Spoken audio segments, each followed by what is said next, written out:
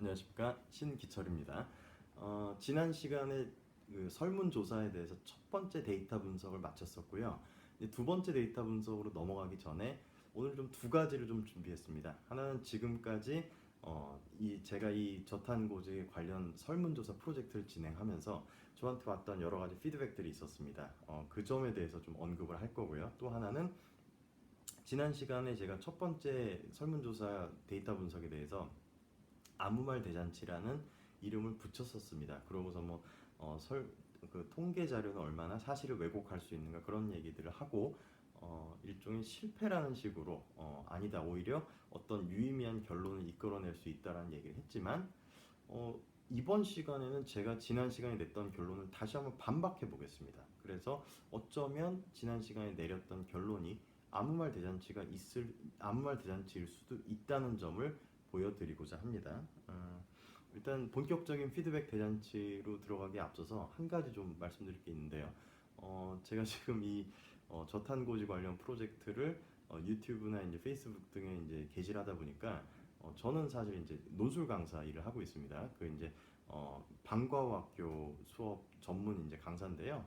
전국에 있는 학교들을 돌아다니면서 이제 논술 전형하고, 그리고 또 이제 학생부 종합 전형에서 뭐 심층 면접이라든지 하는 부분에 있어서 대학별 고사를 전문으로 이제 대비해주는 강사인데요. 지금 제 제자들이 이 동영상이나 제가 하는 다이어트 관련된 자료들을 많이들 관심을 갖고 보고 있는 걸로 알고 있는데요. 이 시간 이후로는 보지 않길 바랍니다. 두 가지 이유가 있어요. 하나는 이제 지금 3학년 학생들의 입시가 얼마 안 남았기 때문도 있고요. 또 하나는 지금 이렇게 데이터 분석한 내용이 나중에 또 우리 이제 대학별고사 파이널 시기에 제가 이 내용을 갖고 한번 모의고사 시험 문제도 만들어 보려고 합니다. 하기 때문에 지금 이 내용을 여러분들이 너무 자세하게 보시면 나중에 대학별고사 시험 대비를 할 때 좀 방해가 될 수도 있습니다. 스포일러 얼러트. 예, 아무튼 자, 그러면 본격적인 얘기로 넘어가겠습니다. 지난 시간에 우리는 이런 결론을 내렸습니다.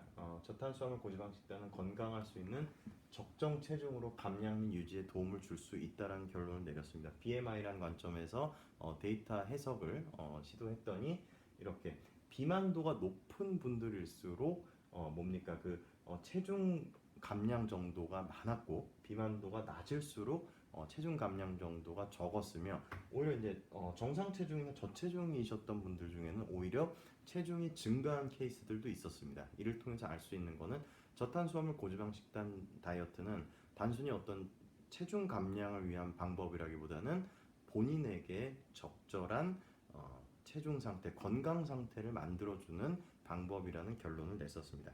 363명이나 되는 여러분들께서 성실하게 그리고 진실하게 응답을 해주셨기 때문에 이런 결론을 낼 수 있었습니다. 다시 한번 감사드립니다. 그런데 지난번에 이제 이 설문조사를 진행하면서 그 라스 카페 어떤 분께서 참여인은 370명밖에 안 돼서 좀 아쉽다라는 말씀을 하셨습니다. 물론 이제 저도 인원이 많으면 많은 분들께서 참여를 해주시면 도움이 되겠죠. 근데 다른 한편으로 우리는 항상 이 성급한 일반의 오류 가능성이라는 생각할 때 363명, 370명이라고 해서 성급한 일반화가 꼭 되는 건 아닙니다. 마찬가지로 2만 명, 5만 명을 대상으로 조사했다라고 해서 이건 충분한 데이터가 아니냐, 성급한 일반화가 아니다라고 얘기할 수는 없습니다. 이 부분에 대해서 만약에 기회가 되면 어떻게 조사를 하고 어떤 가설 내에서 어떤 결론을 냈을 때 어떤 결론이 아무리 표본 집단이 많아도 성급한 일반의 오류가 될 수 있고, 어떤 집단은 인원이 그렇게 많지 않아도 성급한 일반의 오류 가능성이 덜한지에 대해서는 만약에 기회가 되면 또 한번 얘기해 보고자 합니다. 자, 어쨌든 간에 제가 말씀드리는 거는 설문조사에 응해 주신 분들 중에서 이런 결론이 나왔다는 것일 뿐이고요. 그래서 이런 결론을 이제 유튜브를 찍어서 동영상을 찍어가지고 이제 제가 여기저기 게시했더니 제가 아는 분들 중에 한 분께서 본인은 이런 부분 BMI 지수를 고려하지 않고서 무턱대고 저탄고지 다이어트를 했더니 체중 감량 효과를 별로 못 보셨다라는 그런 얘기도 있었습니다. 근데 제가 그분한테 이제 댓글을 달기로 미비하다라는 얘기를 썼어요. 그러니까 표준어는 미미한 거거든요. 그러니까 정상 체중이나 저체중이신 분들한테는 저탄고지를 통한 체중 감량 효과가 미미하다라고 쓰는 게 정확한 한국어 맞춤법이지만 지난번 동영상 혹시 기억나시면 다시 한번 기억이 안 나시면 다시 한번 보시면 아시겠지만 저는 미비란 표현을 썼어요. 그건 의도적으로 오타를 낸 건데 진짜입니다. 예, 아무튼 진짜로 의도적으로 오타를 낸 건데 미비하다는 건 그런 거죠. 좀 어떤 준비 상태가 충분하지 않다는 거. 그 얘기를 오늘 좀 하려고 합니다. 바로 이 부분이에요. 정말 강은호님께서 제가 원하는 피드백을 해주셨어요. 몸속에 수분 빠진 거 고려하면 뭐 저체중 분들은 오히려 이제 체중이 증가한 거고 이 부분 근육량 변화를 고려하지 않았을 때 이런 결론을 얻을 수 있는 게 아니야. 제가 하고 싶은 말이 바로 그 부분이에요. 무슨 말이냐면은 제가 며칠 전에 와 이런 대박 어릴 때 우유 먹으면 키 더 큰다라고 하는 연구 결과가 나왔다는 뉴스를 접했습니다. 그러니까 핵심은 이겁니다.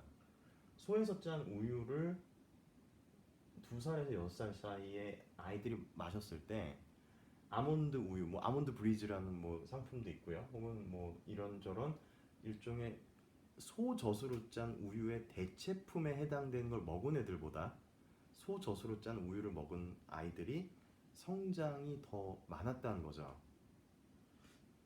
이런 거 아실 겁니다. P면 Q. 그러니까 정리하면 이렇게 되는 거예요. 유아기의 우유를 마시면 대체품을 마셨을 때보다 키가 더 큰다라는 P면 Q이다. 인과관계를 앞에 그 뉴스 기사에 나온 논문을 통해 만들었다는 건데요. 잠깐만 생각을 해보면 키 크는 게 정말 먹는 것만으로 결정됩니까? 아닌 거 아시잖아요. 저희 집도 저도 지금 저희 애 만으로 5살인데 걔가 지금 먹고 있는 거 비슷하게 다른 집 애들도 먹어요. 근데 얘가 좀 성장 속도가 좀 빨라요. 아니, 뭐 저탄고지를 한 지 얼마 안 됐고요. 가장 큰 요인은 솔직히 유전자잖아요. 다 알고 있잖아요, 우리. 무슨 말이냐면은 지금 좀 전에 아까 나왔던 뉴스 기사에 대해서 좀 의문이 드는 게 실제 뭐 논문에서는 여러 가지 요인을 고려했을 거라고 믿습니다만 하나의 결과, 하나의 현상을 야기하는 원인은 다양할 수 있는 거잖아요. 이 잣대를 제가 지난번에 냈던 결론에도 다시 한번 적용해 볼까요?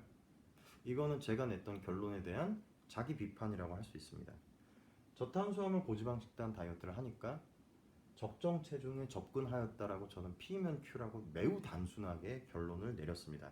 근데 사실 아까 얘기했듯이 하나의 현상에 개입하는 원인은 많을 수 있거든요. 그러니까 저탄고지만 고려해서는 안 되죠, 사실. 아까 강론님께서 지적하셨듯이 근육을 통한 기초 대사량도 한번 생각을 해봐야 됩니다. 왜냐하면 결국에 칼로리로 계산하는 거는 무의미하다고 하지만 칼로리라는 단위를 빼고서 어쨌든 인풋 우리 몸에 들어온 거하고 아웃풋 내가 사용한 거하고 그 양의 차이에서 체중 감량이 결정되는 부분이 분명히 있잖아요.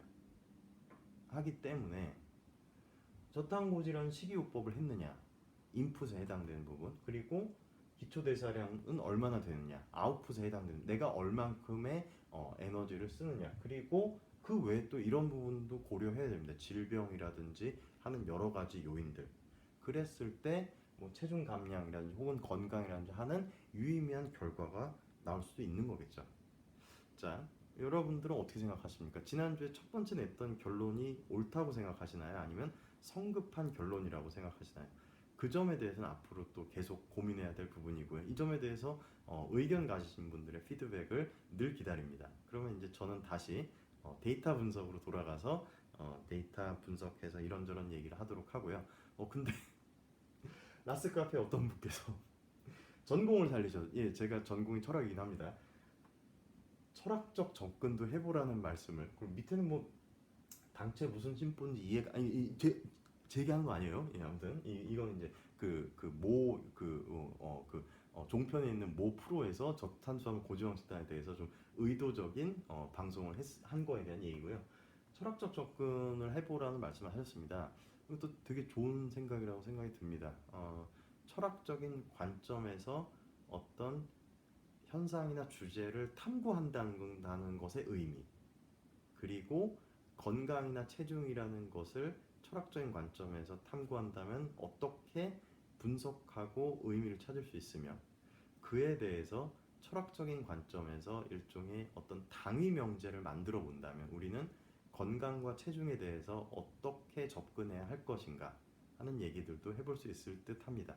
조만간 한번 찾아뵙도록 하겠습니다.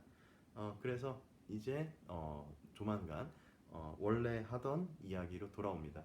저탄수화물 고지방 식단으로 우린 지금까지 체중에 대한 얘기를 했었고요. 정말 건강이 좋아졌을까에 대한 얘기를 앞으로 또 나눠보도록 하겠습니다. 어찌됐든 제가 동영상 올릴 때마다 많이 관심 가져서 정말 감사하고요. 그리고 제가 열심히 이 동영상 그리고 유의미한 자료들을 만들 수 있도록 응원해 주셔서 늘 감사드립니다. 지금까지 신기철이었습니다. 고맙습니다.